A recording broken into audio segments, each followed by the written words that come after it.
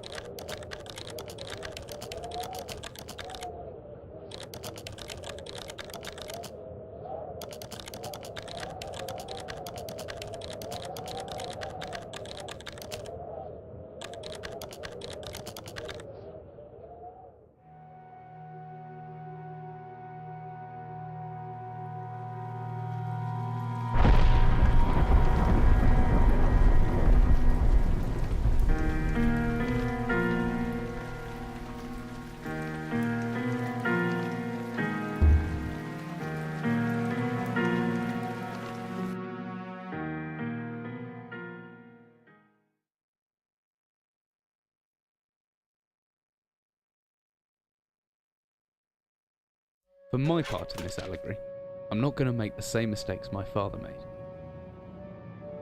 Howard vanished from my mother's life before I was even in it, so when he sent me a letter a few days after Mum's funeral, it was the first I'd ever heard from him. Pity he was dead. Writing from beyond the grave must be a genetic habit in my bloodline. His letter contained a key, instructions, pleas for forgiveness. I figured the dead don't have much use for absolution, so I turned to his prophetic passing, which he inexplicably expected to come any day. Clearly averse to explanations, my father preferred to leave directions to a bank on Mayfair I'd never even heard of. In that bank was a safety deposit box in his name, and myself as executor. Of course, I went, as he knew I would. I discovered that despite the evidence, he'd been legally declared dead almost 30 years ago, and so the old book and collection of notes I found had, in the eyes of the law, been mine all this time. My father's instructions were to burn the documents, raise no further questions. But that was his error. No man's immune to the shameful trappings of curiosity, and my humanity got the better of me.